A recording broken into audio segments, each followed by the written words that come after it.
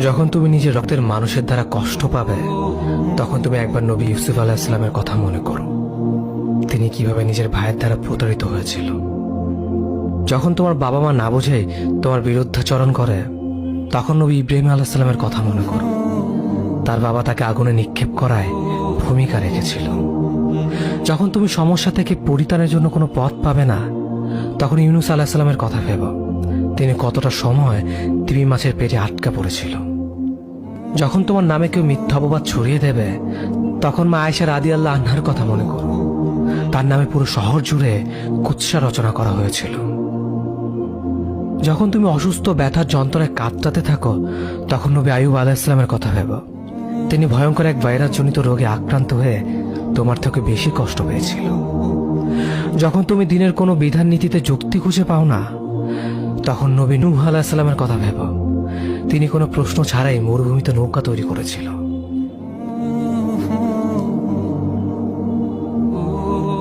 যখন তুমি আত্মীয়স্বজন, পরিবার, বন্ধু বান্ধবের কাছে হাসির পাত্রে পরিণত হও, তখন তুমি শেষ নবী হযরত মুহাম্মদ সাল্লাল্লাহু আলাইহি ওয়াসাল্লামের কথা ভেবো। রাসূল সাল্লাল্লাহু আলাইহি ওয়াসাল্লাম বলেছিলেন, সবচেয়ে বড় পরীক্ষা দিয়ে সবথেকে বড় পুরস্কার আসে। যখন আল্লাহ কাউকে ভালোবাসেন, তখন তাকে পরীক্ষা করেন, এবং যে এই পরীক্ষাগুলো মেনে নেয়, সে আল্লাহর সন্তুষ্টি অর্জন করে। আর যে অভিযোগ করে, সে তা ক্রোধের পাত্র হয়। হে আল্লাহ, তোমার কথা মনে করা, তোমার প্রতি কৃতজ্ঞ হওয়ার এবং তোমার ইবাদত করার তৌফিক আমাদের দান করো। আমিন। যেভাবে তুমি সন্তুষ্ট হও, সেভাবেই আমাদের পরিচালিত করো।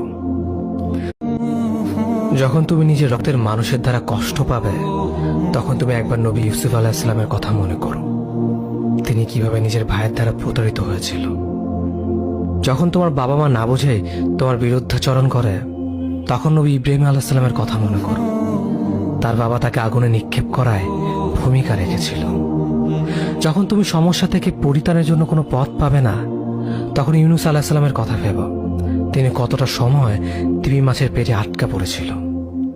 যখন তোমার নামে কেউ মিথ্যা অপবাদ ছড়িয়ে দেবে, তখন মা আয়েশা রাদিয়াল্লাহু আনহার কথা মনে করো। তার নামে পুরো শহর জুড়ে কুৎসা রচনা করা হয়েছিল। যখন তুমি অসুস্থ ব্যথার যন্ত্রণায় কাতরাতে থাকো, তখন নবী আইয়ুব আলাইহিস সালামের কথা ভেবো। তিনি ভয়ঙ্কর এক ভাইরাসজনিত রোগে আক্রান্ত হয়ে তোমার থেকে বেশি কষ্ট পেয়েছিল। যখন তুমি দিনের কোনো বিধান নীতিতে যুক্তি খুঁজে পাও না, তখন নবী নূহ আলাইহিস সালামের কথা ভেবো।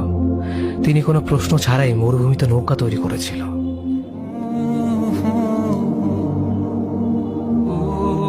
যখন তুমি আত্মীয়স্বজন, পরিবার, বন্ধু বান্ধবের কাছে হাসির পাত্রে পরিণত হও, তখন